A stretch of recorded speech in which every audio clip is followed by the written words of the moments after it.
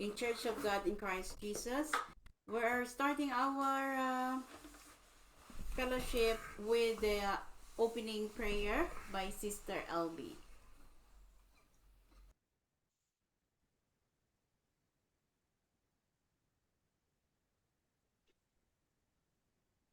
Diyos Ama na makapangyarihan sa lahat. Kami po ay nagpapasalamat, Panginoon, dahil kami po ay nandito naman po na muli na naman po naming gampanan ang aming tungkulin, Panginoon, para po makinig ng inyong mga banal na salita, Panginoon, sa pamamagitan ni Brother Albert. Naway bigyan niyo pa po siya, Panginoon, ng marami pang kaalaman, Panginoon, para po marami pa siyang makalap, Panginoon, na inyong mga banal na salita na ipapaliwanag niya sa amin, Panginoon. Maraming salamat po, Panginoon, sa araw na ito, Panginoon. I-bless niyo po, Panginoon, ang aming Church of God in Christ Jesus, Panginoon, at ang aming Friday night prayer, Panginoon. Maraming salamat po, Lord, sa pagbibigay sa amin ng kalakasan, Panginoon, at sa paggabay po sa amin, Panginoon, sa araw-araw, Panginoon. At maraming salamat din po sa mga blessings, Panginoon, na aming natatanggap sa araw-araw, Lord. Lord, hinihiling ko po sa inyo, Panginoon, ang aming mga kapatid dito sa Church of God in Christ Jesus, Panginoon, sa aming mga kalakasan, Panginoon, na inyong binibigay. Hinihiling ko po, Panginoon, na naway lagi niyo po kaming gabayan, Panginoon, sa aming pang-araw-araw, Panginoon. Bigyan niyo po kami, Panginoon, ng lakas ng pangangatawan, Panginoon, at ilayo niyo po kami sa kapahamakan, Panginoon. Ganon din po, Lord, gabayan niyo rin po lagi niyo rin pong gabayan, Panginoon, ang aming mga pamilya, Panginoon, sa Pilipinas, Panginoon. Huwag niyo po silang pababayaan, Lord. Kayo na po ang bahala sa kanila, Lord. Inaabot ko po sa inyo, Panginoon, ang aking pamilya, Panginoon. Lagi niyo po silang gabayan, Lord. Kayo na po ang bahala sa kanila, Lord. Dahil alam ko po, Lord, na kayo po ang higit na makapangyarihan na makapagbibigay sa kanila ng support, Panginoon, at gabay, Panginoon. Lalong-lalo na po, Panginoon, ang aking kapatid, Lord, na sa ngayon ay nagsasuffer, Panginoon, sa kanyang karamdaman, Panginoon. Huwag niyo po siyang pababayaan, Lord. Hipuin niyo po siya palagi, Lord. Takpan niyo po ng inyong mga palad, Panginoon, ang kanyang katawan, Panginoon, para po siya po ay gumaling, Panginoon. Alam ko po, Lord, na kahit na sinasabi ng doktor na ilang buwan na lang, pero naniniwala po ako, Panginoon, na kung kayo po ang kikilos, Panginoon, ay gagaling po siya, Panginoon, sa pamagitan ng inyong kapangyarihan, Panginoon. Lukubin mo po ang aking kapatid, Panginoon, para po siya ay gumaling, Lord. Lord, ganun din po, Lord, ipinapanalangin ko rin po sa inyo, Panginoon, ang aming mga kapatid dyan sa Pilipinas, Panginoon. Sila Sister Merly, sila Sister Joyce, Panginoon, sila Sister Melinda, Panginoon, at ang kanilang mga pamilya, Lord. Lagi niyo rin po silang gabayan, Lord. Para po, Panginoon, muli po, palagi pong magampanan nila ang kanilang sinisikap na makikinig ng inyong mga banal na salita, Lord. Lord, ganun din po, Lord, si Brother Albert, Panginoon. Hinihiling ko po sa inyo, Lord, na lagi niyo rin po siyang gabayan at bigyan ng kalakasan, Panginoon, sampu ng kanyang pamilya, Lord. Lagi niyo po silang gabayan, Panginoon, ilayo niyo po sa karamdaman, Lord. At bigyan niyo pa po siya, Panginoon, ng marami pang kaalaman, Panginoon, para po sa Church of God in Christ Jesus, Panginoon. Lord, ganun din po, Lord, si Sister Shirley, Panginoon. Hinihiling ko rin po sa inyo, Panginoon, ang kanyang kalakasan, Lord. Lagi niyo rin po siyang ilayo sa kapahamakan, Panginoon, sampu ng kanyang pamilya dito, Panginoon, sila Bib, Panginoon, at ang kanyang mga anak, Panginoon, ang kanyang asawa, Panginoon. At naway makalipat na po sila, Panginoon, sa kanilang bagong bahay, Panginoon, para po sila po magkasama-sama na, Lord. Ganon din po, Lord, sila Sister Levi, sila Brother Randy, Panginoon, at ang kanilang pamilya, Panginoon, ang kanyang anak, Panginoon, na kasalukuyang nagdadalang tao, Lord. Lagi niyo pong hipuin ang kanyang tiyan, Panginoon, at naway lumaki po ang kanyang magiging anak, Panginoon, na may takot sa inyo, Panginoon, at susunod po ng inyong mga kagustuhan, Panginoon. Maraming maraming salamat po, Lord, sa mga blessings, Panginoon, na inyong binibigay sa amin, Lord. Ganon din po, Lord, si Brother Bert, Panginoon, at ang kanyang pamilya, Lord. Lagi niyo rin po silang gabayan, Panginoon. Huwag niyo po silang pababayaan, Panginoon, at ang kanyang mga anak, Lord. Lagi niyo po silang gabayan, Panginoon. Ganon din po, Lord, ang aming mga kapatid, Panginoon, na umalis dito sa Church of God in Christ Jesus, Panginoon. Naway isang araw, Panginoon, ay masumpungan po nilang bumalik, Panginoon, at makinig ng inyong mga banal na salita, Lord. Ganon din po, Lord, si Sister Lucy, Panginoon. Alam ko po, Panginoon, na gustong-gusto po niyang makakarinig na inyong mga banal na salita, Lord. Naway muli po siyang makasali dito sa Church of God in Christ Jesus, Panginoon. Ang aking anak, Panginoon, na si Aileen, Panginoon, nasa Hong Kong. Lagi niyo rin po siyang gabayan, Panginoon, at isang araw, Panginoon, makabalik po siya dito, Panginoon, sa Church of God in Christ Jesus, Lord. Maraming maraming salamat po, Lord. Ganon din po, Lord. Gabayan niyo rin po ako palagi, Panginoon. Huwag niyo po akong pababayaan, Lord, sa aking pang-araw-araw na gawain, Lord, at ang aking mga alaga, Panginoon. Lagi niyo rin po silang gabayan, Lord. Maraming maraming salamat po, Lord. Iligtas niyo po, Panginoon, ang aming bayan, Panginoon, na Pilipinas, Panginoon. Lagi niyo pong i lagi niyo pong gabayan, Panginoon, na wala pong mangyayaring masama, Panginoon, at i-guide niyo po, Panginoon, ang mga namamahala, Panginoon. Bigyan niyo po sila ng kalakasan, Panginoon, para po magiging maganda po ang aming bayan na Pilipinas, Panginoon, at ang mga nasalanta po ng mga kalamidad, Panginoon, huwag niyo po silang pababayaan, Lord. Maraming maraming salamat po, Lord, sa paggabay ninyo sa amin, Panginoon. In Jesus' mighty name I pray. Amen.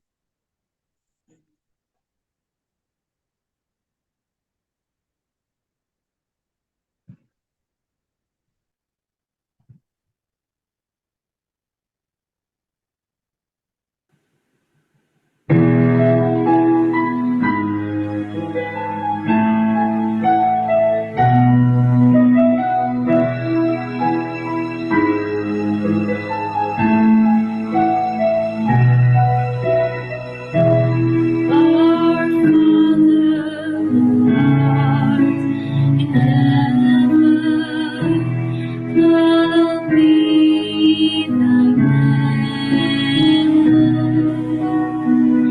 Thy kingdom come, thy will be done on earth as it is in heaven. Give us this day our daily bread, and forgive us our trespasses, as we forgive those who trespass against us.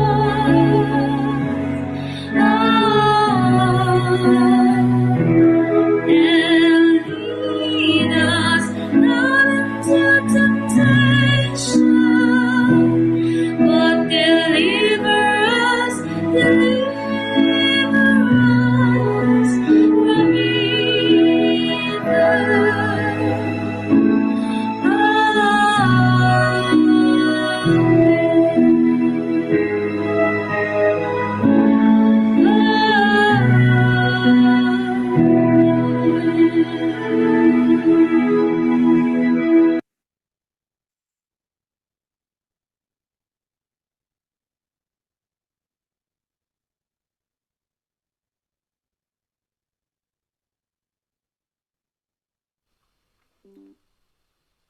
The way of the righteous and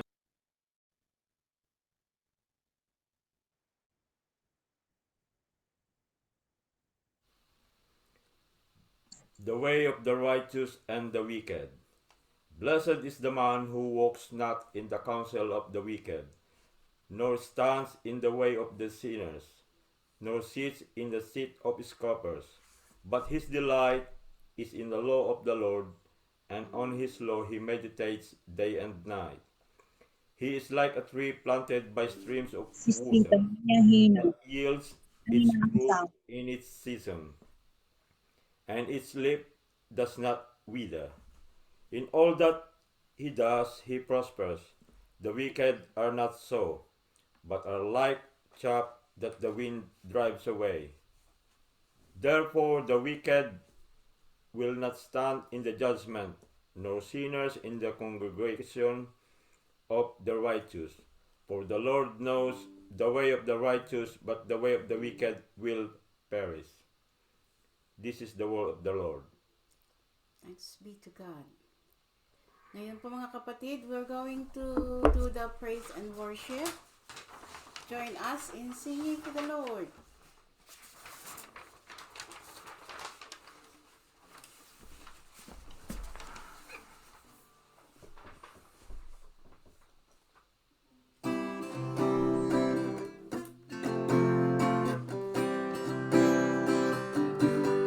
Pagkagising sa umaga, Jesus, ikaw ang nasa isip. Kaya't buong katawan ko'y punong-puno ng pag-ibig. Katawan ko'y napapainda, puso ko'y umaawit. Ang mga paa ay sumasayaw sa tugtuging makalangit. Bewang ko'y kumekembot, ako'y nagcha-cha-cha. Mga kamay kumakaway, nagpupuri, bumubila. Lumulundag pa sa tuwa, sumasayaw, kumakanta. Ito ang tanging alay ko sa'yo, Ama. Ang mga ibon na lumilipad, minamahal ng Diyos, di kumukupas. Ang mga ibon na lumilipad, minamahal ng Diyos, di kumukupas. Huwag ka nang malungkot, oh praise the Lord. Ang mga isda na lumalamoy, minamahal ng Diyos, di kumukupas. Ang mga isda na lumalamoy, minamahal ng Diyos, di kumukupas. Huwag ka nang malungkot, oh praise the Lord. Ang mga tao na nagpupuri, minamahal ng Diyos, di kumukupas. Ang mga tao na nagpupuri, minamahal ng Diyos, di kumukupas. Huwag ka nang malungkot,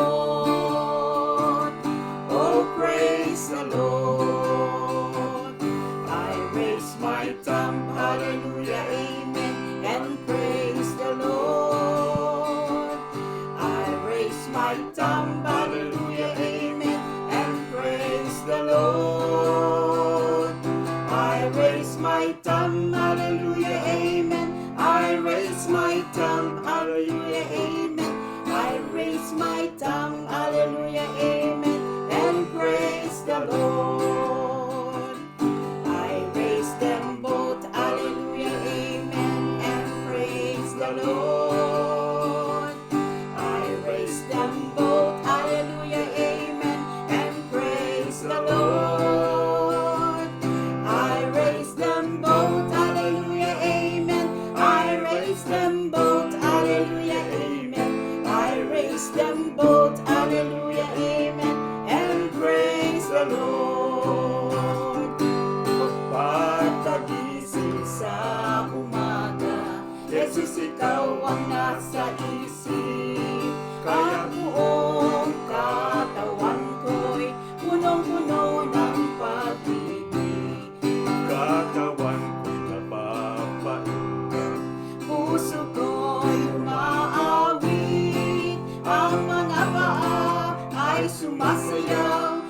tugtugin makalangit.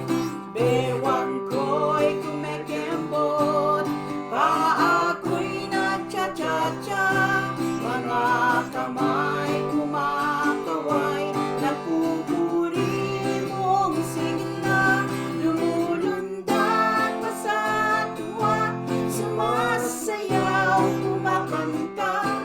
Ito ang tanging alay ko sa'yo, Ama. Ito Ang tanging alay ko sa'yo, Ama.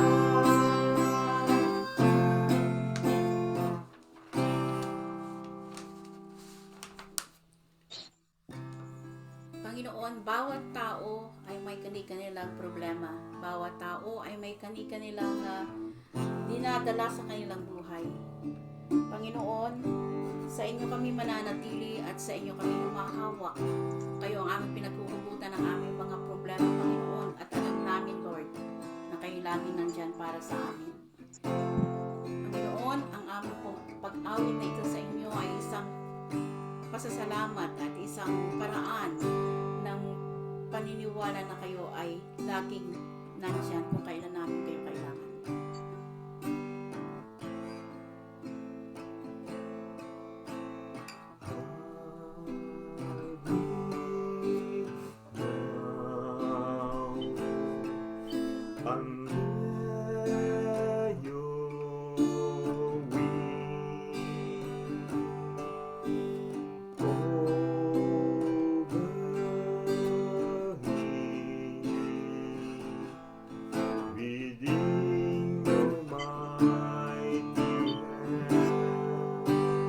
When the oceans rise and thunders roar, I will soar with you above the storm. Father, you are king over the flood. I will be still, know you are God.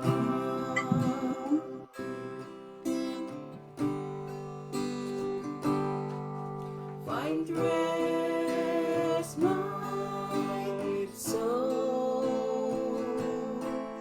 in Christ alone. Know His power in quietness and trust. When the oceans rise and thunders roar, I will soar with you above the storm.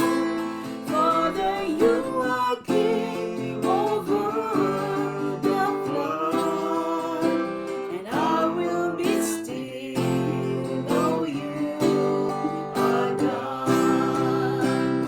When the oceans rise and thunders roar, I will soar with you above the storm. Father, you are king over the flood, and I will be still, know you are God. I will be still, know you are God. And I will be still, know you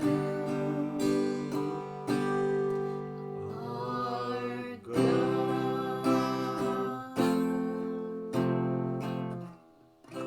Thank you so much, mga kapatid. Ngayon naman po ay ang ating si Sister Merly po, ang ating kapatid, ay magpapahayag ng kanyang inspirational talk.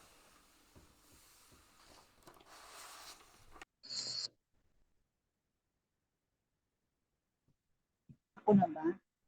Hindi ko marinig yung sinasabi ni Sister Diva.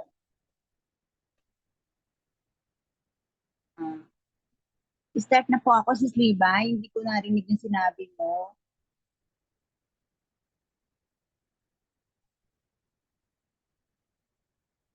Sister Merly, kayo na po.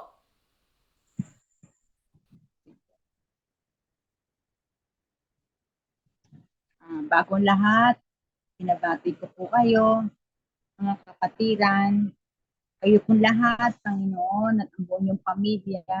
Magandang araw po. Magandang araw po sa inyo dyan, at magandang gabi dito sa Pilipinas.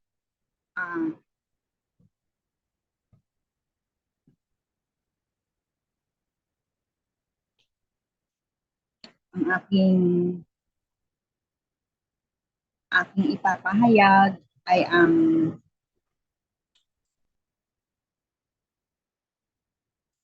sa San Lucas 5:1 verse 11.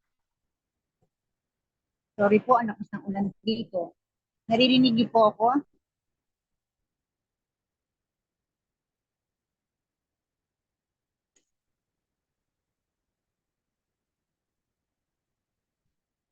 Sabi sa San Lucas 5:1 verse 11, minsan, habang nakatayo si Jesus sa tabi ng lawa ng Genesaret, nagsiksikan ang mga napakaraming tao sa paglapit sa kanya upang makinig ng salita ng Diyos. May nakita siyang dalawang bangka sa baybayin. Nililinisan ng mga mangingisda ang kanilang mga lambat at wala sila sa kanilang mga bangka. Sumakay siya sa isa sa mga ito na pag-aari ni Simon. Hiniling niya rito na ilayo ng kaunti ang bangka mula sa baybayin. Naupo siya sa bangka at nangaral sa mga tao. Pagkatapos niyang mangaral, sinabi niya kay Simon, "Kumalaot kayo at ihulog ang malambat upang manghuli." Sumagot si Simon, "Guro, magdamag na po kaming napagod, ngunit wala kaming mahuli. Ngunit dahil sa sinabi ninyo, ihuhulog ko ang mga lambat." Ganun nga ang ginawa nila. At nakahuli sila ng maraming isda, kaya't halos mapunit ang kanilang mga lambat. Kinawayan nila ang kanilang mga kasamahang nasa kabilang bangka upang magpatulong. Lumapit naman ang mga ito at napuno nila ang dalawang bangka. Ano pat halos lumubog ang mga ito.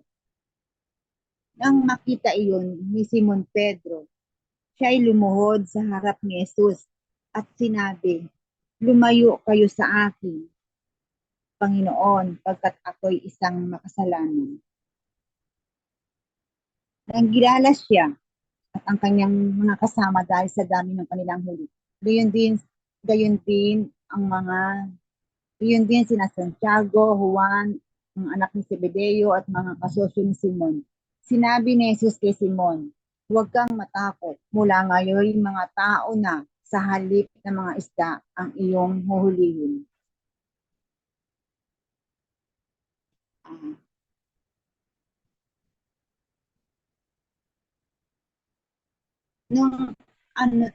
Nang utusan ni Jesus ang kanyang mga alagad na pumalaot kayo at ihulog ang lambat upang manghuli. Kaagad nila sinunod si Jesus sa kabila ng panandaliang alinlangan ni Pedro. Ganun din naman tayo, di ba, sa ating buhay. Kapag meron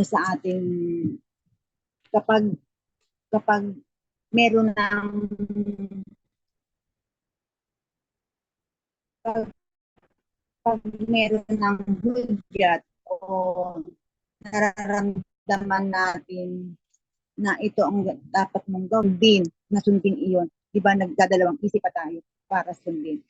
Ang ano lang dito, yung magtiwala tayo sa Panginoon. Lahat naman yung sinasabi sa ikabubuti natin. Nung sinabi ni Jesus na pumalaot kayo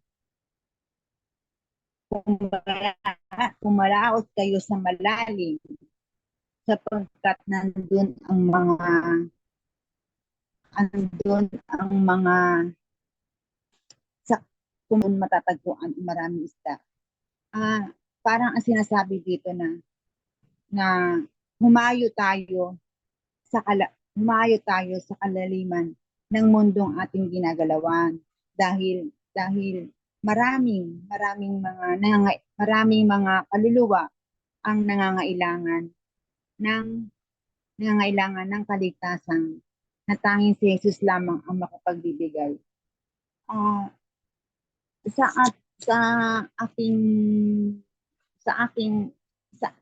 kung iahantulad po sa aking buhay, marami na akong napagdaan ng struggles, mga trials, pero hindi pa ako nung gaano kalalim ang relasyon ko sa Panginoon. Dahil ang nangyayari lang, okay lang sa akin ang magsimba, halimbawa, magsimba araw ng linggo, minsan hindi pa nga. Padalas hindi ganun. Tama na sa akin yung dumaan ka sa may simbahan, mag-sign of the cross ka, okay na yun sa akin. Pero nung mga nahihirapan ako, maraming pasanin, natuto akong manalig sa Panginoon, magtiwala, at lahat naman ng aking pagtsatsaga ay ibinigay naman ng Panginoon. Nagbunga ang lahat ng aking nagbunga yung aking pananalig sa Kanya, ang pagtitiwala. Kaya tayo ay makahuli pa ng mga maka-encourage pa ng mga ibang tao na makinig at makilala ang Diyos dahil siya lang po talaga ang ating kalakasan na dapat pinahalagan natin ang pagtitiwala sa Diyos. Ang Diyos ang nagmamay-ari sa atin. Ang Diyos, alam niya ang tunay na makakabuti sa atin. Magtiwala tayo sa Kanya at hindi lamang sa ating mga sarili, hindi nakasalalay sa ating buhay, sa mga material na bagay na hawak natin. Katulad ng salapi, ang mga ito ay kasangkapan lamang na dapat nating pinamamahalaan ng may responsibilidad. Ang tunay nating dapat pagkatiwalaan ay ang Diyos na mapagmahal at tunay na nangangalaga para sa lahat ng ating mga pangangailangan. Higit sa lahat, ang sabi nga po sa Mateo 6:33, higit sa lahat ay bigyang halaga ninyo ang kaharian ng Diyos at ang pamumuhay ng ayon sa Kanyang kalooban at ibibigay niya sa inyo ang lahat ng mga bagay na ito. Nang makasama ako sa isang community, ewan ko ba, binabasa agad ako na isa ito sa paborito kong verse na ewan ko ba ko sa sa Jeremiah 33 verse 3. Ang sabi, come unto me, call unto me, and I will answer you the mighty things which you didn't know. Talaga naman po dahil maraming naging, hindi pa naman ganun kalalim ang kalaman ko, pero unti-unti akong natututo, Panginoon, dahil sa mga nababasa ko sa Bible na nagiging gabay ko, nagiging maliwanag sa aking isipan na ang lahat ng ating gawin ay magtiwala sa Diyos dahil siya lamang po talaga ang ating pag-asa ang lahat ng nasa ang lahat na nais natin gawin sa buhay ay ay ilaan natin sa Diyos dapat dahil wala siyang gagawin sa ating buhay na ipapahamak natin. Kaya, Panginoon, ano man ang ating gawin, ako ay marami ng pinagdaanan ng mga major operation, naging successful naman sa tulong ng mga prayer warriors at sa aking pagtitiwala sa Diyos na naligtas ko ako. Kaya maging trust the Lord, Panginoon, dahil He will direct your path. Amen.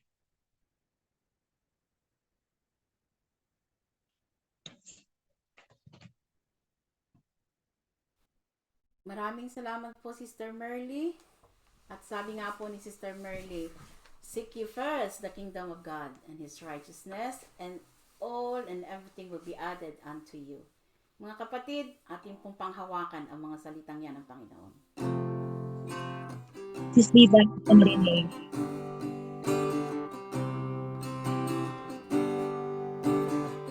Seek ye first the kingdom of God and His righteousness,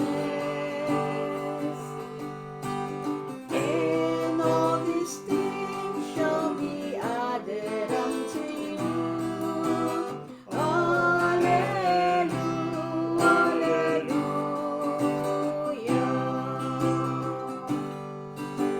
Man shall not live by bread alone, but by every word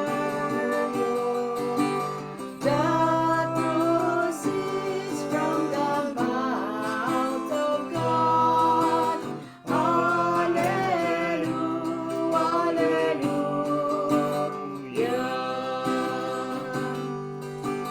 Ask and it shall be given unto you. Seek and ye shall find. Knock and the door shall be open unto you. Hallelujah, hallelujah.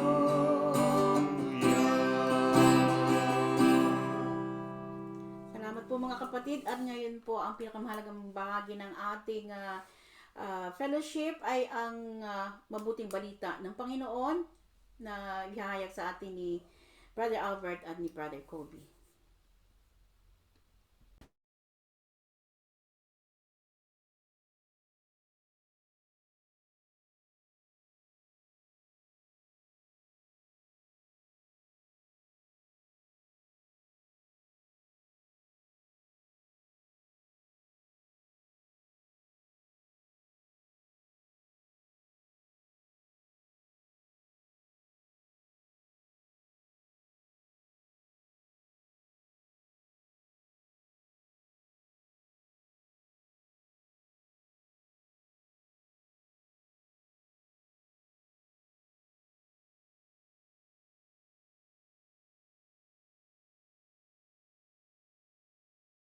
Lagawain ng Panginoon.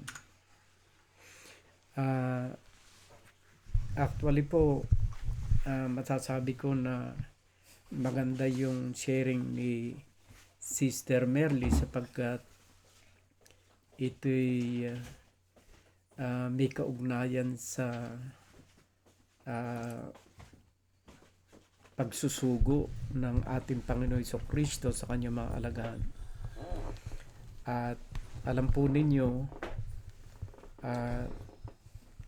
kahit sa Biblia, kung minsan nagiging problema nga po natin kung minsan yung pagkaunawa ng salita ng Diyos, na yan po naman ay talagang pangkaraniwan nagaganap sa atin. Kahit sa akin at sa atin lahat, kung minsan ay kakaroon tayo ng problema sa pag-unawa o pag-intindi sa mga salita ng Diyos.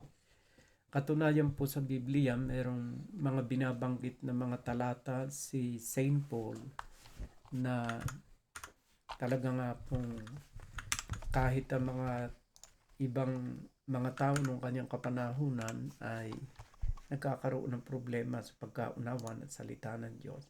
Basahin natin sa aklat ng 1 Timothy o 2 Timothy chapter 3 verse 7. Pakilagay mo nga, Kobe. Always learning and never able to arrive at a knowledge of the truth. Meron po kasing ganitong pangyayari na always learning and never able to arrive at the knowledge of the truth. Kaya kung minsan nangyayari, meron lagi tayong pag-aaral meron nga sinasabi ng mga Bible study, mga pag-aaral ng salita ng Diyos. Pero hindi makarating doon sa talagang pagkaunawa ng mga hiwaga, ng mga kaalaman tungkol sa katotohanan ng salita ng Diyos. At yan po ay malinaw na sinasabi rito sa Biblia. Always learning and never able to arrive at a knowledge of the truth. Kahit nga po yung ibang mga nagpipreach na ay nagkakaroon din ng mga problema sa talagang tunay na pagkaunawa sa katotohanan. Kaya nga po tama yung sabi ng Panginoon Jesucristo, maraming bulaang propeta ang magsisilitaw. Ang mga bulaang propeta po ay yun yung mga hindi talaga nakakaunawa ng katotohanan ng salita ng Diyos. At marami po yan sa ating kapanahonan. Kaya kabilang nga po sila sa always learning and never able to arrive at a knowledge of the truth. Kasi ang pagkaunawa po sa salita ng Diyos is a gift. Gift po ng Panginoon yung pagkaunawa sa salita ng Diyos. Meron pa rin pong talata doon sa aklat ng 1 Timothy chapter 1 verse 7. Ito naman ang sinasabi. Desiring to be the teachers of the law, without understanding either what they are saying or the things about which they make confident assertions. So, nung kapanahunan po ni Saint Paul ay meron pong ganyang pangyayari. Desiring to be teachers of the law, without understanding either what they are saying or the things about which they make confident assertion. So talagang nagpapatunay na talagang hindi sa mga paaralan nanggagaling pala ang pagkaunawa ng salita ng Diyos, kundi ito pala ay kaloob ng Diyos, ang maunawaan ang kanyang mga banal na salita. Katunayan nga po rito meron mga naghahangad na maging tigapagturo. Pero sabi nga po rito, desiring to be teachers of the law, without understanding either what they are saying or the things about which they make confident assertion. So, paano natin mauunawaan talaga ang salita ng Diyos? Yan itinatanong ko rin sa Panginoon.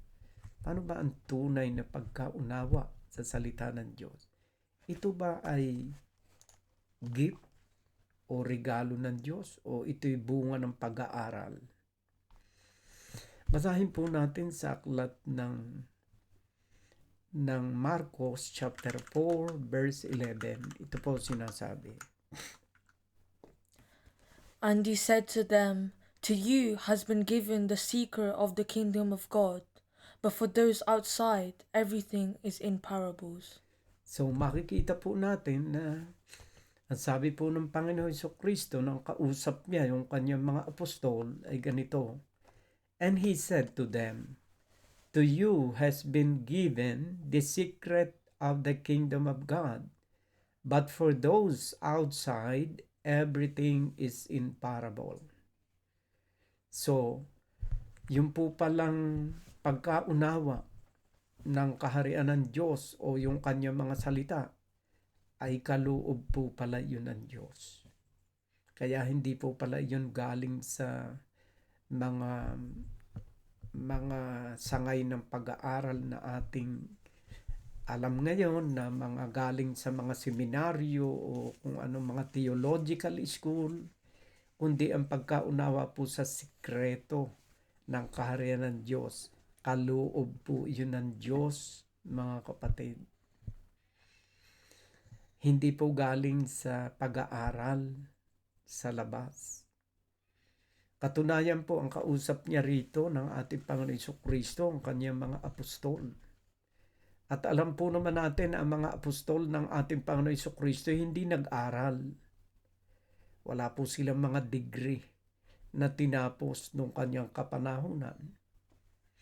Pero bakit ang sabi rito, to you has been given the secret of the kingdom of God, but for those outside, everything is in parable. So, ipinagkaloob ng ating Panginoon Jesucristo ang pagkaunawa sa kaharian ng Diyos sa kanyang mga alagad. So, ang mga alagad ng ating Panginoon Jesucristo nakakaunawa ng kalooban ng Diyos, ng kanyang mga banal na salita. Katunayan po, wala nga po silang mga educational attainment. Pero, ipinagkaloob sa kanila at kaloob po yun. Kaloob po ng Diyos ang pagkaunawa sa kanyang banal na salita. Basahin pa rin natin sa aklat ng Mateo chapter 19 verse 11. But he said to them, not everyone can receive this saying, but only those to whom it is given. So talagang kaloob pala yung pagkaunawa ng salita ng Diyos. But he said to them, not everyone can receive this saying, but only those to whom it is given. So talagang malinaw po na talaga ipinagkakaloob pala ng Diyos yung pagkaunawa sa kanyang mga banal na salita. Kasi dalawa po kasi yung karunungan ng mundong ito eh. Isang karunungan ng mundong ito at isang karunungan naman ng galing sa Diyos. At yung karunungan ng galing sa Diyos, yun po yung ipinagkaloob sa mga apostol. At yun ang ipinapahayag ni San Pablo, yung wisdom from God. Not worldly wisdom. Basahin natin sa aklat ng 1 Corinthians chapter 2 verse 6. Ito po sinasabi. Yet among the mature we do impart wisdom, although it is not a wisdom of this age or of the rulers of this age who are doomed to pass away. 7. But we impart a secret and hidden wisdom of God, which God decreed before the ages for our glory. So malinaw po na dalawa pala yung wisdom. Wisdom of this age o yung karunungan na nakukuha natin sa mga paaralan. Pero merong karunungan na galing sa Diyos. At yun ang ipinagkaloob sa mga apostol. Basahin nga natin uli sa 6. Ang sabi rito, yet among the mature, we do impart wisdom, although it is not a wisdom of this age, or of the rulers of this age, who are doomed to pass away. Hindi po pala karunungan ng pangmundo, kundi karunungan galing sa Diyos. At sa verse 7, but we impart a secret and hidden wisdom of God. So, wisdom of God and wisdom of this world. Alam na natin yung wisdom of this world ay yung mga karunungan sa ating mga pag-aaral sa mga paaralan o university. But the wisdom from God is God-gift, my dear brothers and sisters. Katunayan nga, sinasabi ko nga sa inyo kanina na even the apostle, wala naman silang mga degree. Basahin natin sa aklat ng Acts chapter 4 verse 13. Now, when they saw the boldness of Peter and John, and perceived that they were uneducated, common men, they were astonished, and they recognized that they had been with Jesus. So, malinaw po na sa verse na ito, sinasabi, ang karunungan nitong si John at si Peter ay hindi galing sa worldly wisdom o sa mundong karunungan, kundi kasi nga po sila'y uneducated, ang sabi rito. Now, when they saw the boldness of Peter and John and perceived that they were uneducated common men, they were astonished, and they recognized that they have been with Jesus. So talaga po palang ang salita ng Diyos ay kaloob ng Diyos, yung pagkaunawa. At yung mga apostol ay kulang sila sa edukasyon ng mundong to. Pero ipinagkaloob sa kanila ang sikreto ng hiwaga ng kaharian ng Diyos. At yan nga po yung ating binabasa. Sila po yung nakakaunawa kasi sila yung pinagkalooban. Tayo naman ngayon ang babasa ng mga aral na ipinagkaloob sa kanila sapagkat higit kanino man sila ang tumanggap ng wisdom na ito mula sa ating Panginoon Jesucristo. Kaya naman tayo naman ang bumabasa ngayon ng karunungang itong hiwaga upang tayo'y maihanda doon sa darating na paghuhukom na ang talagang qualified na magturo ay ang mga apostol kasi sila ang pinagkalooban ng hiwagang ito. Basahin natin sa aklat ng 1 John chapter 1 from verse 1 and the following. Pakibasa mo nga, Kobe. That which was from the beginning, which we have heard, which we have seen with our eyes, which we looked upon and have touched with our hands, concerning the word of life. The life was made manifest, and we have seen it, and testified to it, and proclaimed to you the eternal life, which was with the Father, and was made manifest to us. That which we have seen and heard, we proclaim also to you, so that you too may have fellowship with us.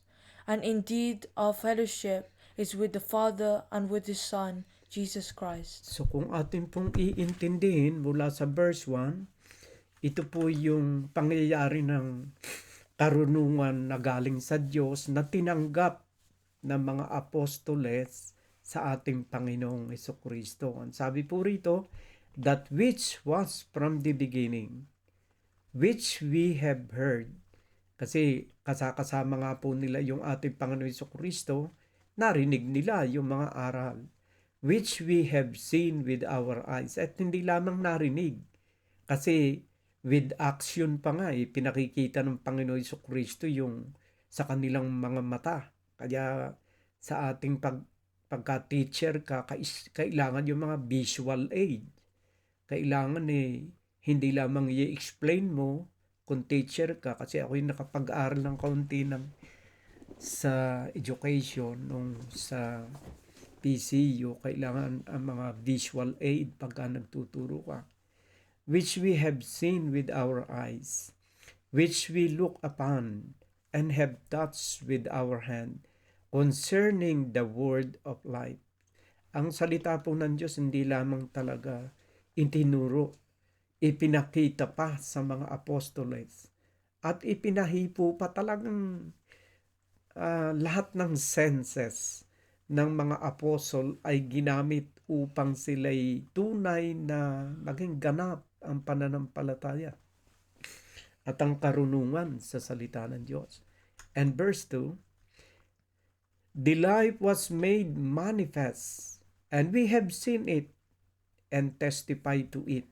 Kaya naman sila, kung kasama ng ating Panginoong Jesucristo, handa na sila'y mag-testify and proclaim to you the eternal life. Yung kanilang mga natutunan at sikreto ng hiwaga ng kaligtasan ay gusto nila i-proclaim. and proclaim to you the eternal life which was with the Father and was manifest to us. So talagang sila ang tinuruan ng Panginoong Hesukristo and was manifest to us. At verse 3, that which we have seen, yung kanilang nakita, yung kanilang narinig, yun naman ang ipinapahayag nila. That which we have seen and heard, we proclaim also to you. So ito pong mga sulat na ito at yung aral ng mga apostoles, yan po yung kanilang narinig at nakita sa ating Panginoon Jesucristo na siya namang itinuturo nila.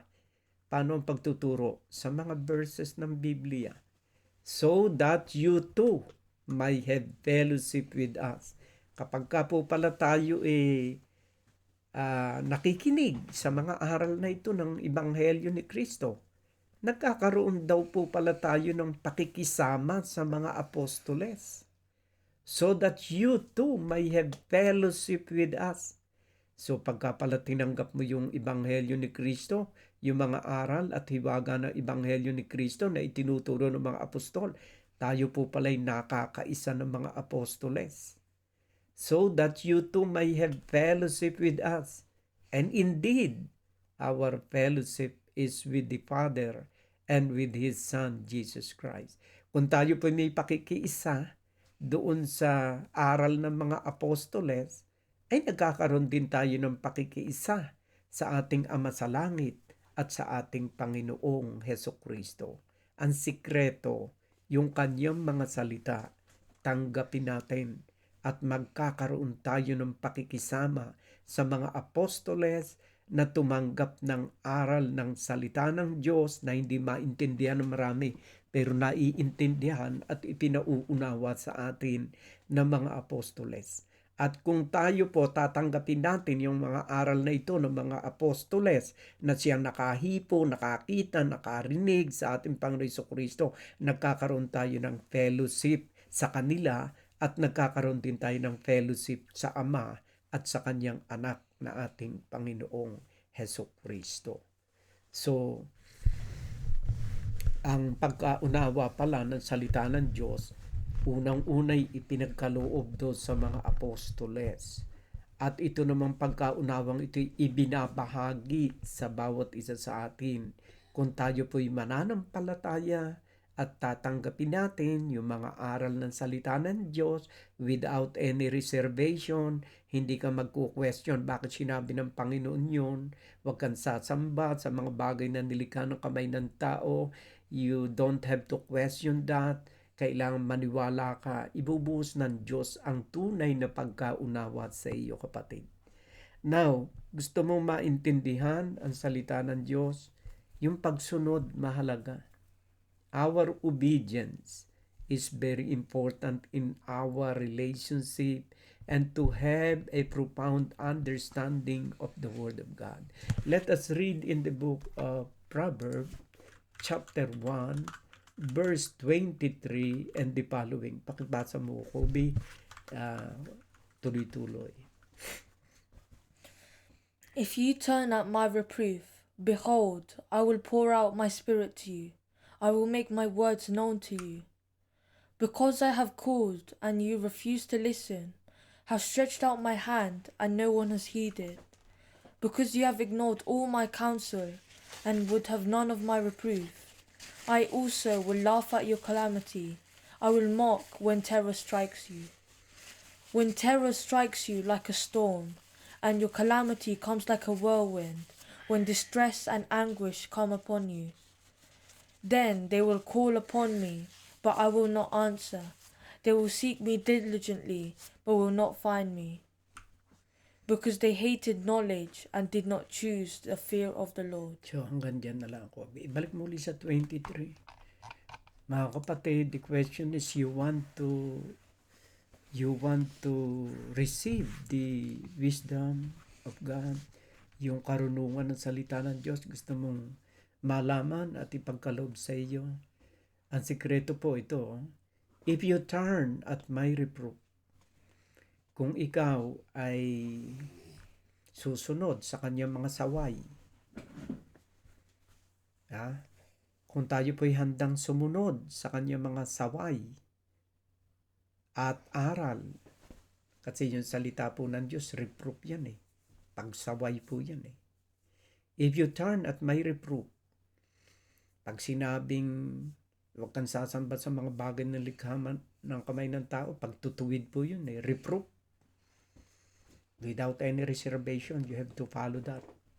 If you turn at may reproof, yung saway, ay pagkakalob sa iyong pagkaunawa ng Diyos. Ang tanong ay, kayo ba'y handang sumunod sa kanyang mga saway? Kung hindi pa tayo handa, hindi pa natin lubos na mauunawaan ang kalooban ng Diyos. Pero kung kayo po ay handang sumunod, ang sabi po rito ay ganito, if you turn at my reproof, behold, I will pour out my spirit to you. Ibubuhos niya ang kanyang espiritu sa iyo.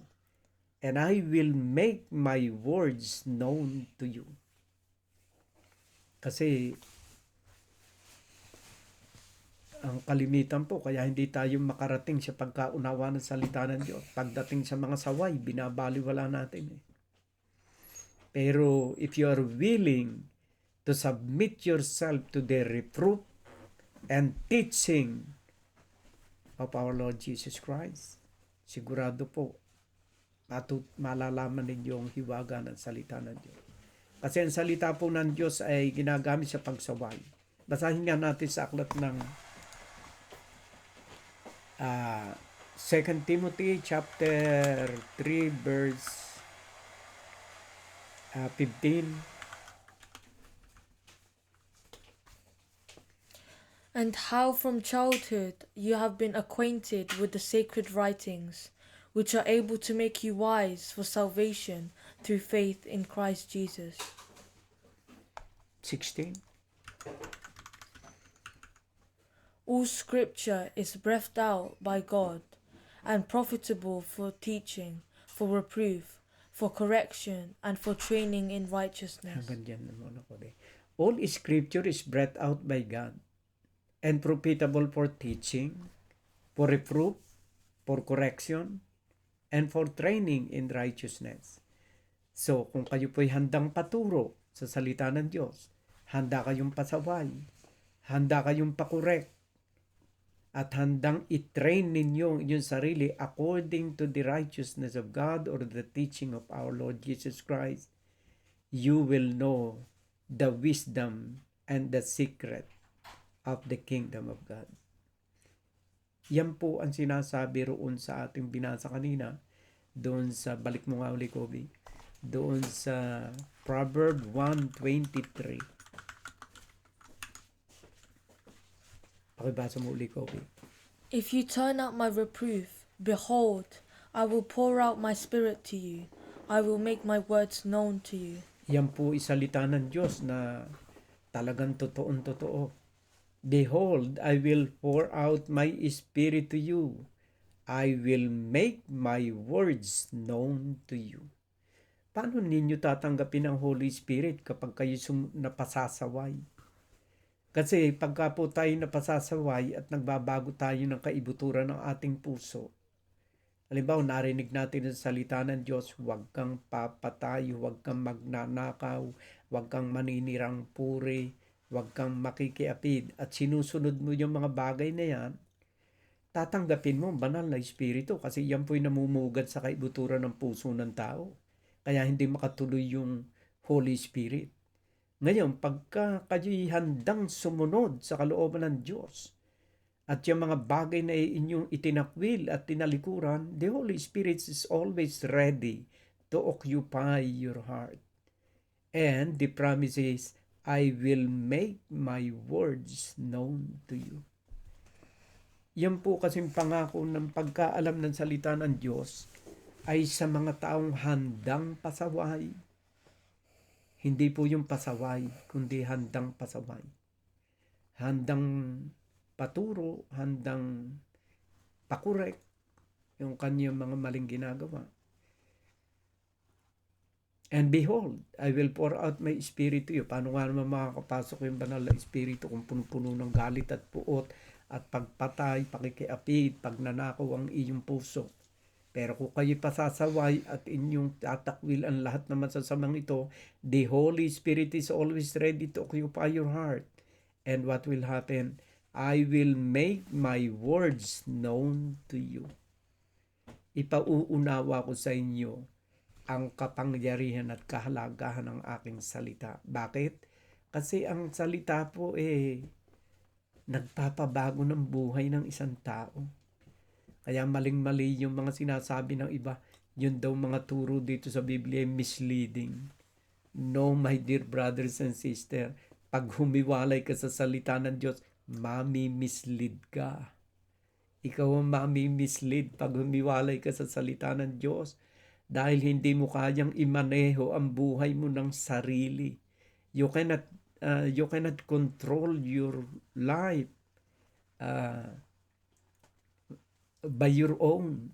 Kailangan mo ang Diyos na siyang kukontrol sa iyong buhay. You need God that will control your life.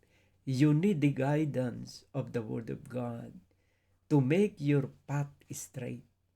Kaya hindi misleading ang salita ng Diyos. Ang salita ng Diyos ay daan ng buhay ng kaligtasan. At yung mga lumilihi sa salita ng Diyos, yung po ang nami-misled. Parang train na sumala sa riles ay nagkaroon ng malaking aksidente. Yan po yung buhay ng isang tao. At ang pagkaunawa po sa salita ng Diyos ay ang pagsunod sa kanyang banal na salita.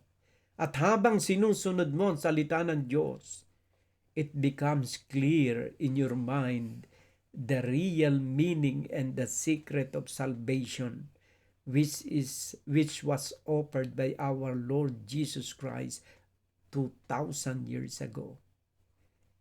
At ibinigay ito sa kanyang mga apostol. What will happen kung sakaling ang reproof niya ay hindi mo tatanggapin at ikaw ay magpapaka-bobo sa salita ng Diyos? Kung hindi mo tatanggapin ang salita ng Diyos, meron pong mga sumusunod na talata ito. Basahin mo nga Kobe yung 24 at iba yung kasunod. Because I have called and you refused to listen, have stretched out my hand and no one has heeded. Because you have ignored all my counsel and would have none of my reproof, I also will laugh at your calamity. I will mock when terror strikes you. When terror strikes you like a storm and your calamity comes like a whirlwind, when distress and anguish come upon you, then they will call upon me, but I will not answer. They will seek me diligently, but will not find me. So hanggang dyan muna Kobe. Itong sa verse 28, then they will call upon me, but I will not answer. They will seek me diligently, but will not find me. Yung pala ang bunga pagka ikaw ay hindi na pa saway, hindi ka sumunod sa kanyang kalooban. Hindi mo talaga maintindihan ang salita ng Diyos. The secret of understanding the Word of God is putting into practice all what is written in it. Kasi tumawag ka man ng tumawag sa Diyos, Lord, please guide me, give me knowledge about your Word, give me wisdom to understand your Word, but you are not willing to follow His commandments, ay hindi mo pa rin matuklasan ng hiwaga ng kanyang banal na salita. At dumalangin ka man, He will not answer. They will call upon me, but I will not answer. They will seek me diligently. Talagang mag-aral ka na ng mag-aral ng kanyang banal na salita. And yet you do not put it into practice, but will not find me. Hindi mo masusumpungan ng Diyos. Ang pagkasumpong at pagkakaroon ng pagkaunawa sa salita ng Diyos ay talagang sa pagsunod, mga kapatid. At ang pagtanggap ng banal na Espiritu ay sa pagsunod sa kanyang mga saway, Pag sinasaway tayo, we must be willing to obey.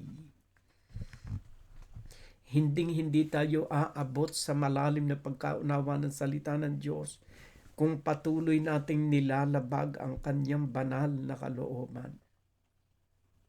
Hindi natin maintindihan. Pero kung tayo po ay handang sumunod sa kanyang banal na kalooban, they will call upon me. Kung handang sumunod, and I will answer. Siguro po ganun ang mangyayari dito sa verse na ito. They will seek me diligently, and they will find me. Siguro kung tayo'y susunod, pasasaway, patuturo sa Panginoon at handang tanggapin ang kanyang salita, they will call upon me and I will answer.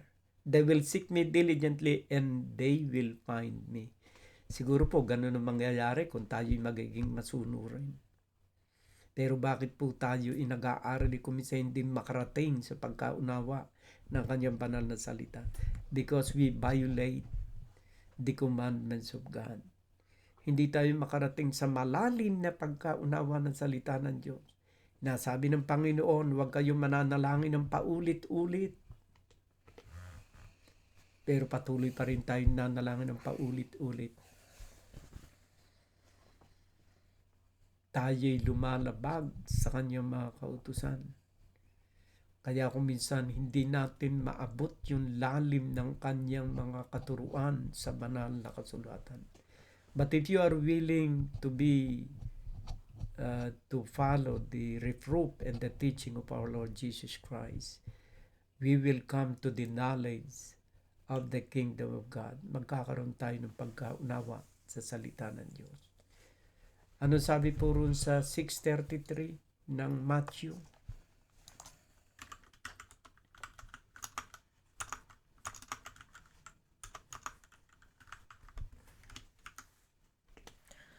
But seek first the kingdom of God and his righteousness, and all these things will be added to you.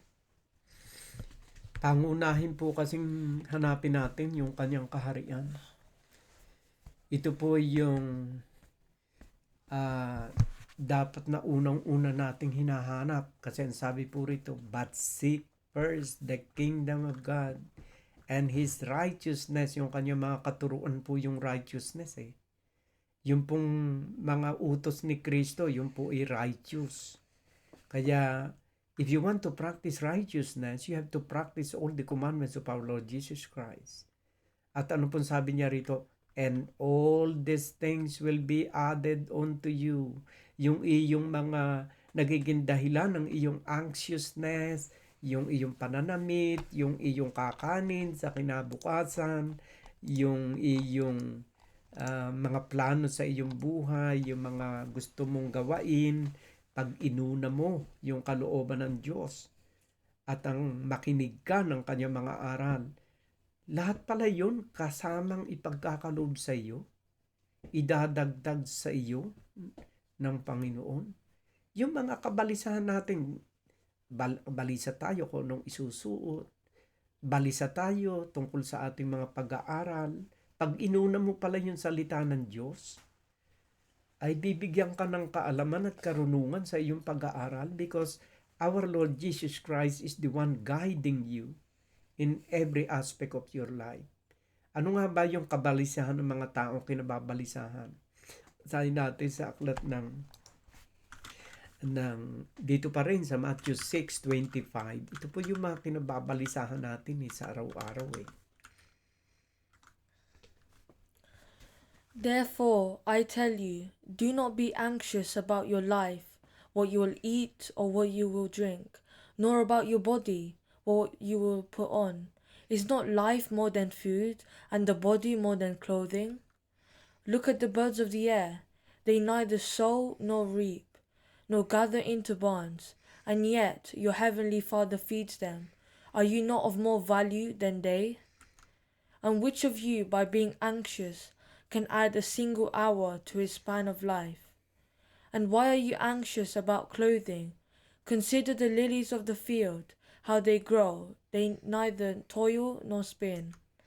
Yet I tell you, even Solomon in all his glory was not arrayed like one of these.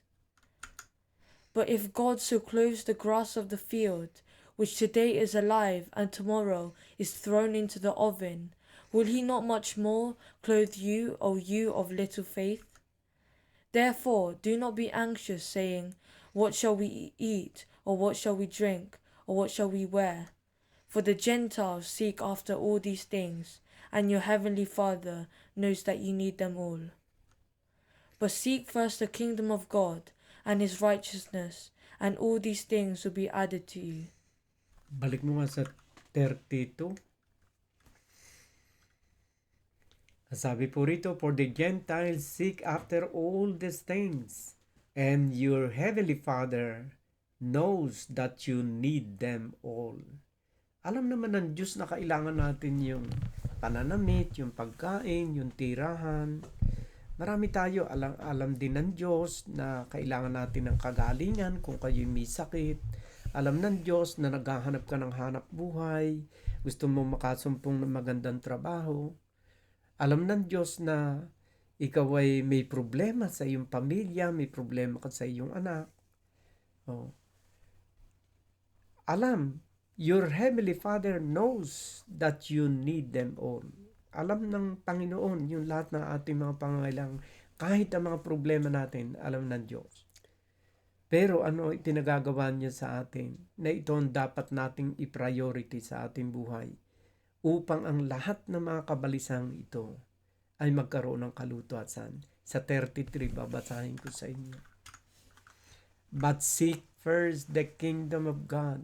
Dapat po maging priority sa atin ang kaharian ng Diyos. And his righteousness, and all these things will be added unto you. Unahin natin ang pagharian tayo ng Diyos. At paano siya maghahari? Sa pamamagitan ng kanyang aral sa ating buhay. Isabuhay natin ang kanyang mga aral. At kasunod nito, hindi ka na dapat mag-alaala doon sa mga bagay na iyong kinababalisahan. And all these things will be added unto you. Gusto mo ng kagalingan? Ang ating Panginoon Jesucristo magpapagaling sa iyo. Gusto mo ng magandang hanap buhay? Ang Panginoon Jesucristo ay katulong mo sa paghahanap upang makasumpong ka ng magandang hanap buhay. Unahin mo lang siya. Sasamahan ka rin niya sa lahat ng sandali ng iyong buhay. Alam niya ang ating pangangailangan.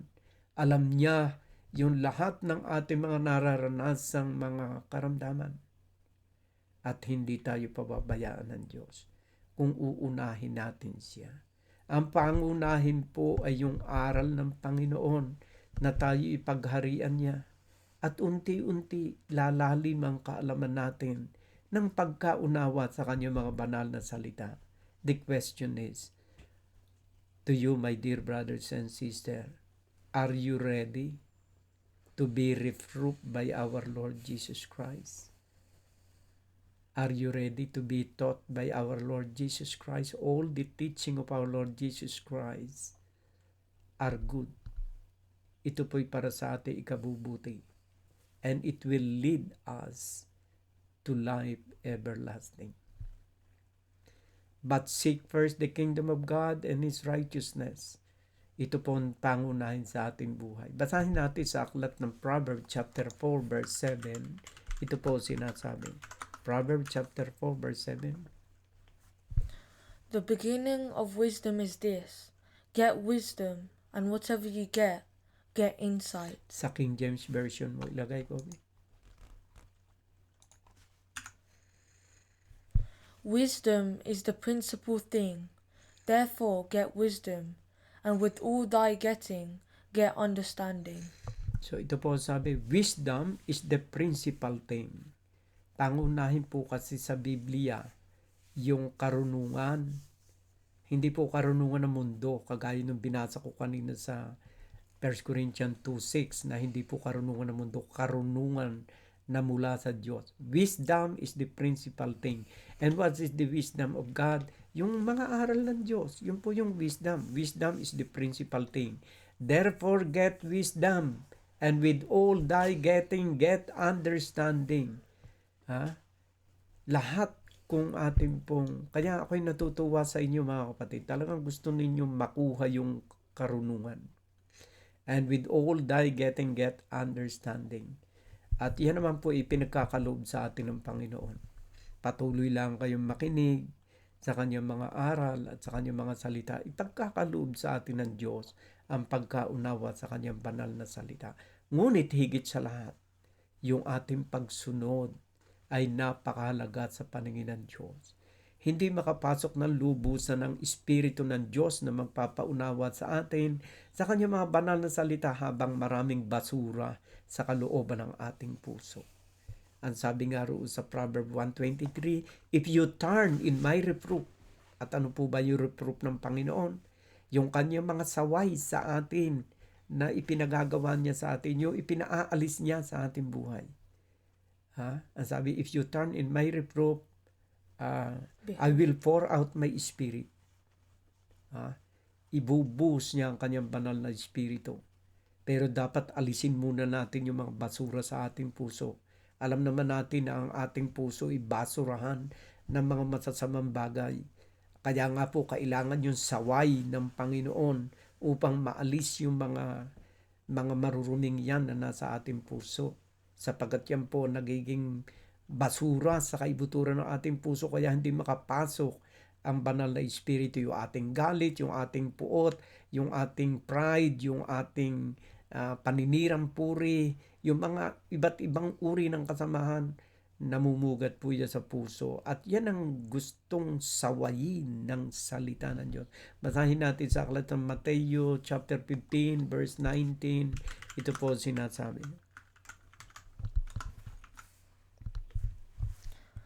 For out of the heart proceed evil thoughts, murders, adulteries, fornications, thefts, false witness, blasphemies. Ang sabi po rito, for out of the heart proceed evil thought, murder, adulteries, fornication, theft, false witness, blasphemies. So, yan pong puso ng tao napakahalaga sa Panginoon, kaya kailangan po yan po ang linisin sa ating pagkatao.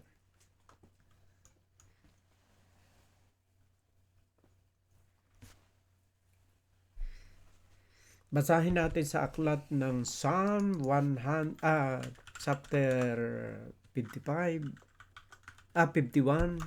verse 10 and 11.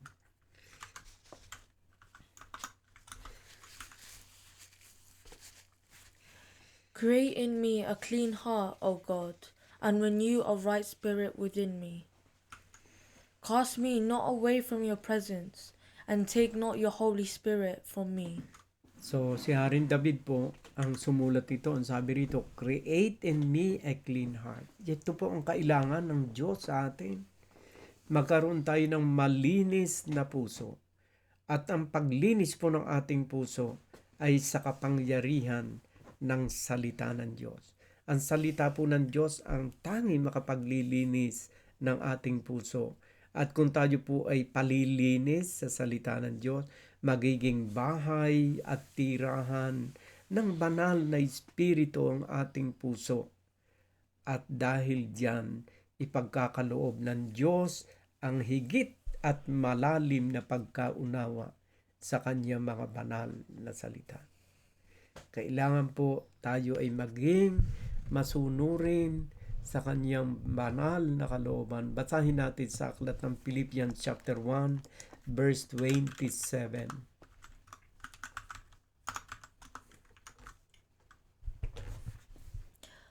Only let your manner of life be worthy of the gospel of Christ, so that whether I come and see you or am absent, I may hear of you that you are standing firm in one spirit, with one mind, striving side by side for the faith of the gospel. Ang sabi po rito, only let your manner of life be worthy of the gospel of Christ. Kailangan po talaga yung ating pamumuhay araw-araw, maikapit natin yung salita ng Diyos. The same with our Lord Jesus Christ. Yung kanyang pagkilos, yung kanyang pagsasalita, lahat ng kanyang ginagawa is according or dictated by His Father, our Father in heaven. So, napakamasunurin ang ating Panginoon Jesucristo. If we will imitate the obedience of our Lord Jesus Christ, ay magiging lalalim lalo ang pagkaunawa natin sa kanyang banal na salita. Only let your manner of life be worthy of the gospel of Christ, so that whether I come and see you or I am absent, I may hear of you that you are standing firm in one spirit, with one mind, striving side by side for the faith of the gospel. Kaya kailangan po talaga na samantalahin natin yung ating pagsunod sa kalooban habang tayo malakas pa at pinagkakalooban ng Diyos. Kailangan po yung ating ginagawa ay ayon sa kanyang banal na kalooban. At ang kalooban po ng Panginoon, yung kanyang mga kautusan, ay mabuti. At kung tayo po alam nating mabuti at hindi natin ginagawa, nagkakasala po tayo sa Diyos. Basahin natin ang James chapter 3 verse 17. Ito po ang sinasabi. James chapter 3 verse 17. 4 verse 17. 4 verse 17.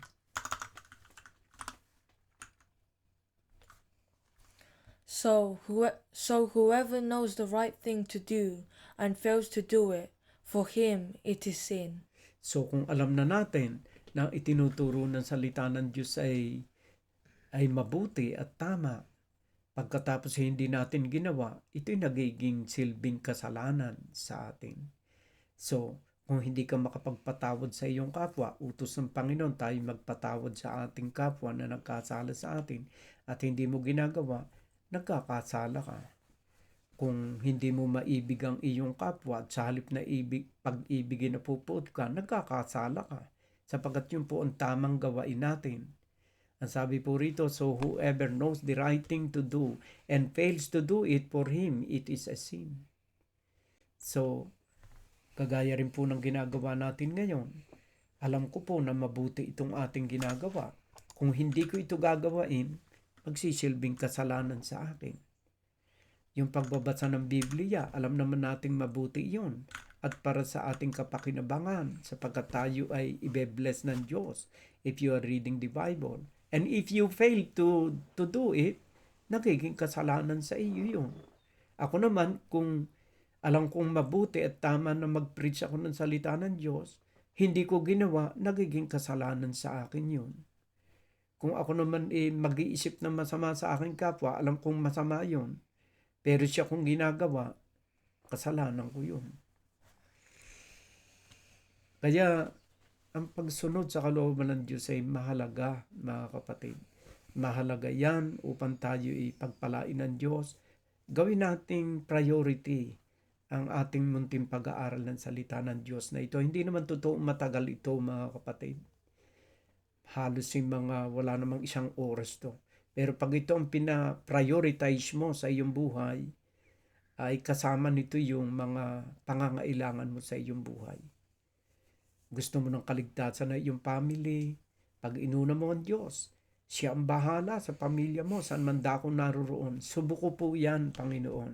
Mga kapatid, pag inuuna ko ang paglilingkod sa Panginoon, hindi ko bahala na siya sa akin mga mahal sa buhay sa Pilipinas. At kami po ay magkakalayong mag-anak, ang aking mga anak ay malayo sa amin. Si Cheryl at si Herbert noong sila'y nasa Pilipinas. Pero ang paniniwala ko, basta unahin ko ang Diyos, hindi sila pababayaan. At yun po, nagana po yun. Kaya unahin natin ang Diyos, mga kapatid.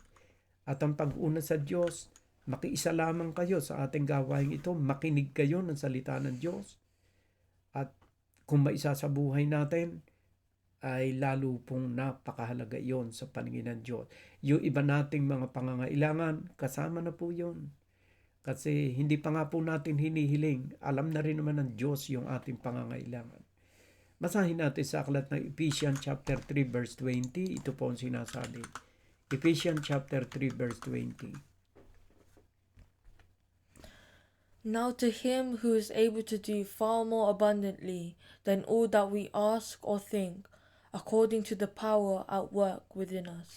Pag inuna mo ang Diyos, kapatid, ito sabi, now to him who is able to do far more abundantly than all that we ask or think. Hindi mo pa nga itinatanong, hindi pa nasagi sa iyo isipan. Ipagkakaloob na ng Diyos sa iyo yun, according to the power at work within us. So, yan po yung paanyaya ko sa inyo mga kapatid. Huwag kayong magsawa ng pakikinig ng salita ng Diyos. Kung kayo man ay nakakapakinig nito, hindi naman kayo kasapi, kahit kayo hindi sumapi, makinig lang kayo. Yan po ay kaligayahan na ng isang katulad ko na kayo'y makinig ng kanyang banal na salita.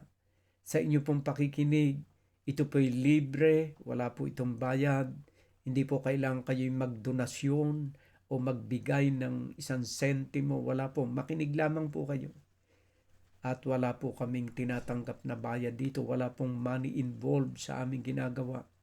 Ito po ay ginagawa namin sa abot ng aming munting makakaya. Na ang tanging alam namin, unahin ang kalooban ng Diyos at bahala na ang Diyos sa iba pa naming mga pangangailangan. Na siya na may gumagawa ng higit pa sa aming inaasahan o sa aming iniisip. Kasi kami po'y naniniwala sa kanyang mga pangako at sa kanyang mga banal na salita. Mga kapatid, maraming salamat sa inyong pakikiisa sa gawain ito at patuloy na kami umaasa at nagpapasalamat kung kayo'y patuloy na makikiisa sa gawain ito. Ang amin pong buong puso at pasasalamat ay sa Diyos na siya nagkaloob ng mga gintong pagkakataong ito na kami makapagbahagi sa inyo ng aming pananampalataya sa Diyos. Maraming salamat sa inyo mga kapatid at higit sa lahat, maraming salamat sa Diyos na siya nagkaloob ng pagkakataong ito. God bless us all.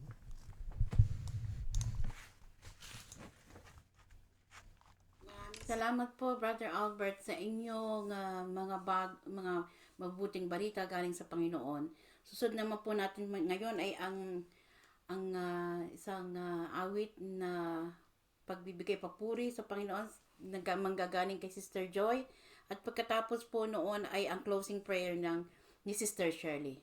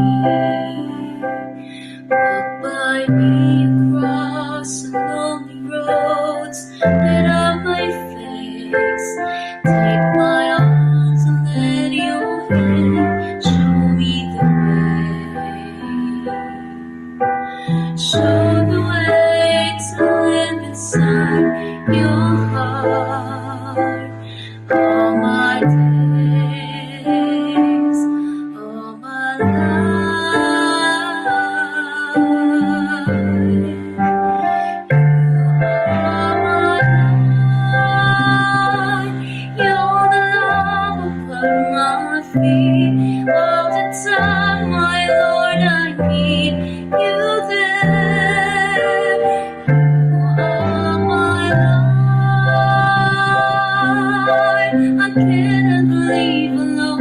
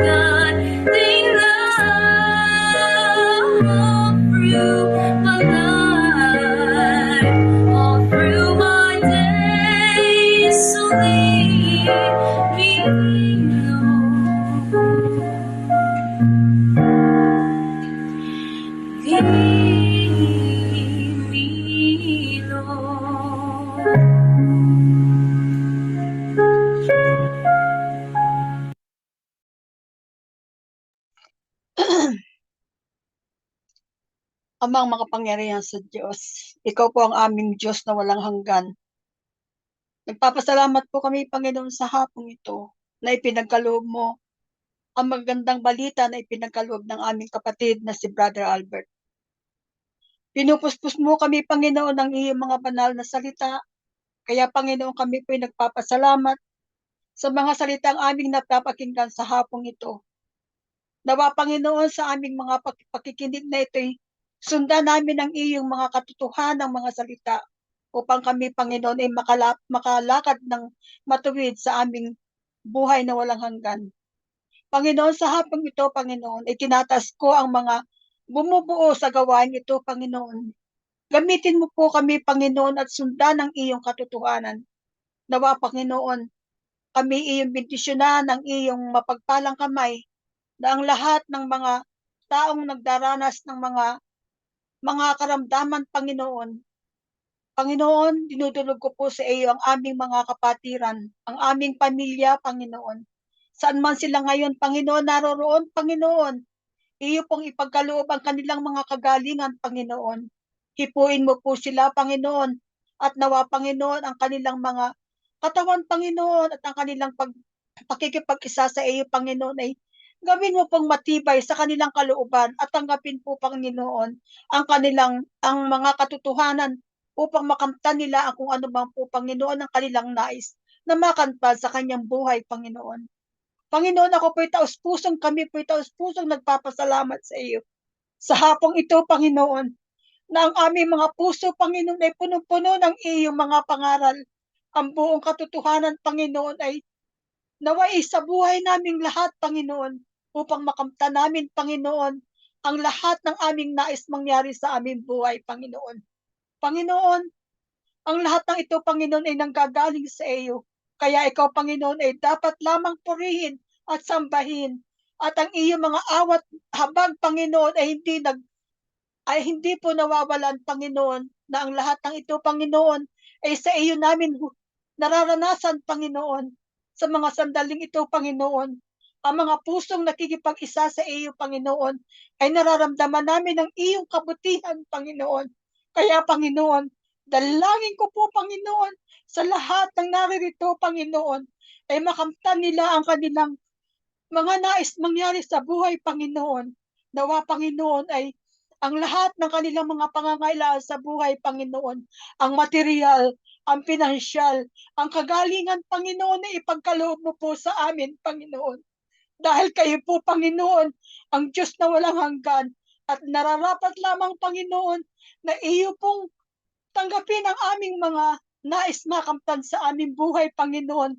Alam ko po, Panginoon, na kami punong-puno ng mga hallelujah. Ang lahat ng aming mga nararanasan, Panginoon, ay ulit-ulit naming ipinaalam sa iyo, Panginoon.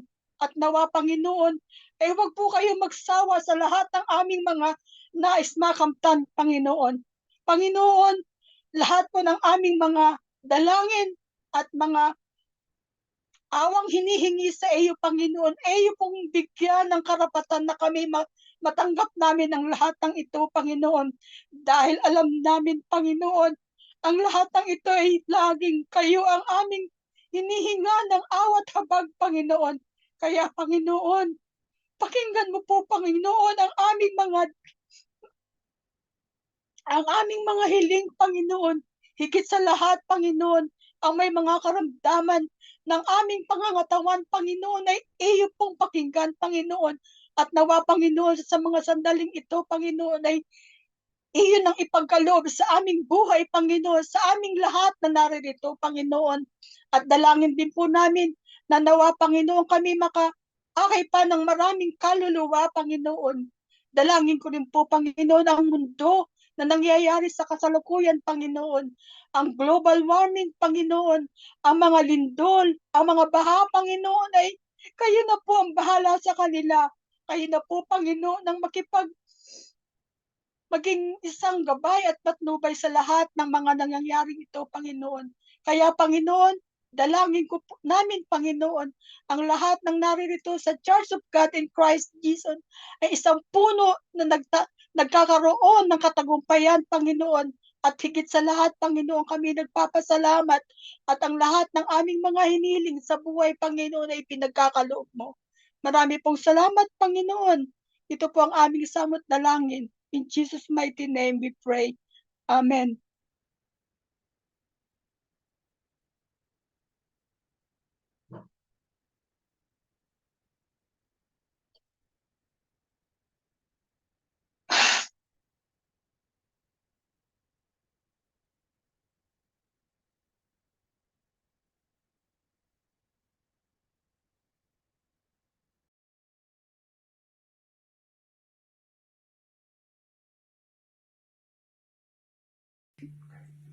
Salamat po, Panginoon. Ito po ang aming pasasalamat sa inyong kabutihan sa aming buhay. Everybody, let's thank the Lord.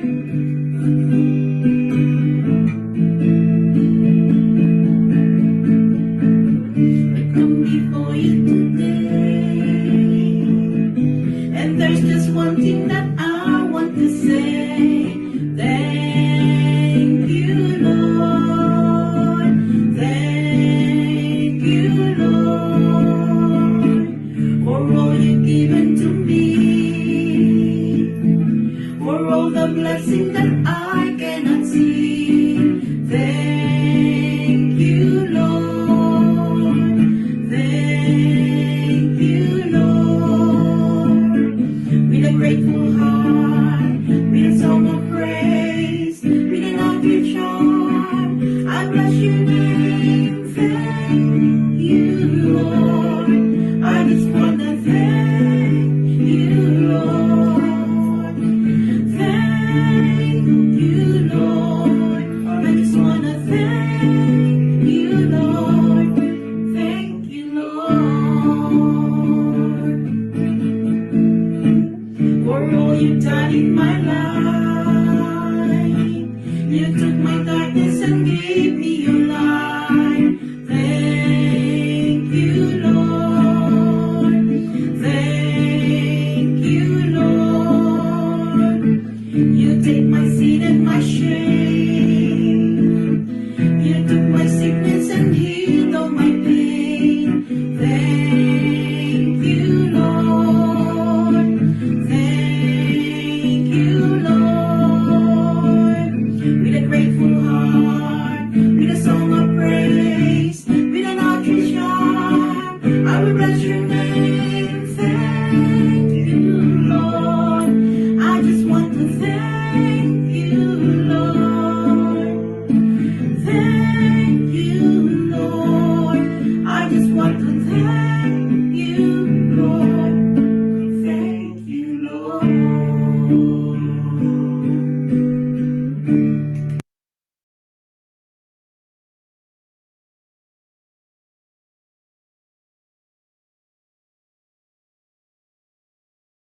Marami pong salamat sa inyo at sa hanggang sa next week po.